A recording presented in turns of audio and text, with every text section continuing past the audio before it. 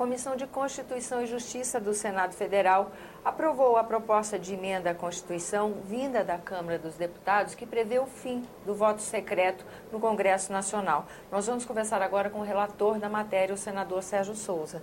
Obrigada pela sua presença, senador, aqui no nosso programa.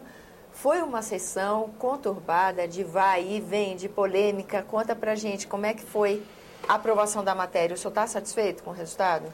Muito satisfeito. Eu acho que demos um grande passo para consolidarmos a democracia no Brasil, no sentido de que o cidadão, ele vai, a partir de agora, lógico, ainda depende de aprovação no plenário, mas ele vai saber ou vai ter do seu representante uma transparência maior, ou seja, uma postura quando das votações polêmicas, né? Nós estamos falando em derrubada de veto, nós estamos falando em escolha de autoridades, na cassação de parlamentares, e foi esse o estupim, né, que levou, quando a Câmara dos Deputados manteve aquele deputado no preso, né, 13 anos, condenado à prisão, manteve-o no mandato, e a sociedade se revoltou com essa postura. A Câmara rapidamente votou uma PEC que estava lá adormecida há 12 anos. Chegou ao Senado, nós em 15 dias já avançamos no ponto de já trazer para o plenário do Senado Federal a votação desta proposta de emenda constitucional que acaba no âmbito do Parlamento Brasileiro, seja Congresso Nacional, Assembleias Legislativas, Câmaras de Vereadores do Brasil inteiro, acaba com o voto secreto. Acaba esse conceito. Mas gerou polêmica aqui no Senado porque há atribuições previstas na Constituição que são exclusivas do Senado e que dizem respeito à indicação de autoridades. Esse é um ponto que gera controvérsia aqui na casa, se é válido ou não o voto aberto nesse momento, não é? Tânia, não há unanimidade. O consenso está distante ainda de acontecer para acabar com o voto secreto em todos os seus níveis. Na semana passada, quando entreguei o meu relatório à Comissão de Constituição e Justiça, no sentido de acabar com o voto secreto no âmbito do Congresso Nacional, ou seja, mantendo a coerência com aquilo que veio da Câmara, a repercussão ou a manifestação de vários senadores dentro da Comissão de Constituição e Justiça foi no sentido de que, para a cassação de deputados e senadores, haveria um consenso, mas dos demais pontos não haveria. Por exemplo, a questão do veto. Muitos dos senhores e das senhoras senadores defendiam que, para o veto, a liberdade do parlamentar seria colhida no momento em que ele estaria aberto o seu voto e a máquina pública, o Poder Executivo, poderia influenciar no voto do parlamentar. Outros diziam que escolher uma autoridade como ministro do Supremo Tribunal Federal ou como procurador-geral da República, que é a autoridade competente para denunciar o parlamentar, no voto aberto também traria constrangimento e que não poderia ser avançado. Este era o cenário da última quarta-feira. Mas nesta quarta-feira, dado também com o advento da não derrubada do veto, do fim da multa dos 10% do FGTS, muitos dos senhores e das senhoras senadores mudaram de opinião em uma única semana e, lógico, também pela pressão da sociedade. Centenas de ligações por dia para os gabinetes dos senadores, encheram as caixas de mensagem dos e-mails dos senadores com milhares de e-mails diários para os senadores, pressionando realmente para que a sociedade está num momento e que precisa de maior transparência, precisa saber como age o seu representante. Sugerimos, inclusive, uma divisão dessa proposta de emenda constitucional no sentido de que, se não puder avançar no todo, que avance pelo menos em parte e que outra parte fique ainda sob a discussão no âmbito do Senado.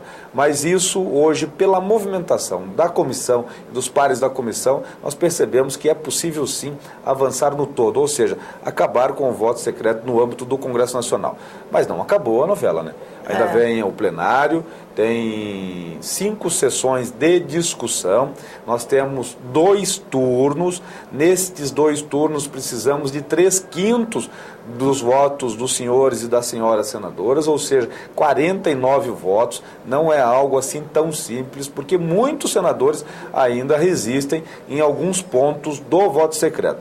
praticamente todos, se não todos, concordam com o fim do voto secreto para a cassação de parlamentares. Mas em outros pontos não é unânime, não há consenso. Ou seja, a polêmica que nós assistimos na CCJ provavelmente vai se repetir no plenário do Senado. Não tenho dúvida disso, não tenho dúvidas. E pelo que o senhor falou, dedução, o senhor me disse se eu estou errado ou não, mais importante, vai ser mais uma vez importante ter a participação do eleitor, do cidadão, se manifestando, atuando como um agente dessas decisões, né? Olha, Tânia, talvez nesses 2 anos e alguns meses que eu sou senador, aqui substituindo a ministra Gleisi, esse seja o projeto de maior importância que eu relato no Parlamento Brasileiro. Dentre outros tantos, mas esse eu considero um dos maiores, mais importantes.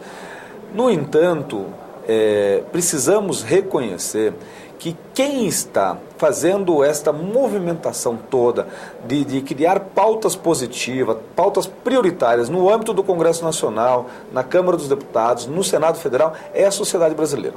Quando a sociedade brasileira se levantou, especialmente no mês de junho, mês de julho, e veio às ruas, sem uma bandeira, sem um partido político, sem uma ideologia por trás, veio buscar um Brasil mais justo para todos, seja no âmbito da mobilidade urbana, seja no âmbito da moralidade, da ética, seja no âmbito da postura do seu representante no Congresso Nacional. Isso tem feito a diferença aqui no dia a dia das votações. Nunca votamos tanto como votamos nesses últimos 2 meses. Inclusive, nem recesso se teve nesse ano, né? Para ver o quanto que o Congresso Nacional está respeitando, está sendo orientado, está sendo pautado pela movimentação das ruas.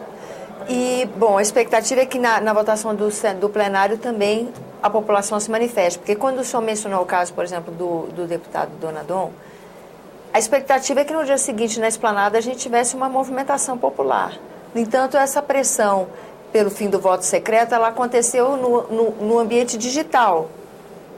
Veja, é muito comum quando age o parlamento de alguma forma que decepciona a sociedade e a sociedade se manifesta através dos veículos de comunicação, das redes sociais, que repudia este ato do parlamento, vir um ato positivo na sequência para tirar o foco do ato negativo anterior. Isso é muito comum, aconteceu no fato anterior. A Câmara dos Deputados não tinha isso como pauta prioritária, porque estava lá adormecido essa proposta de emenda constitucional há 12 anos, ela é de 2001, já tinha sido votada em primeiro turno há anos, 5, 6 anos atrás, e estava aguardando tão somente o segundo turno na Câmara dos Deputados. Só que era a proposta para dar a resposta mais rápida, porque ela já estava nesse estágio de tramitação do processo legislativo.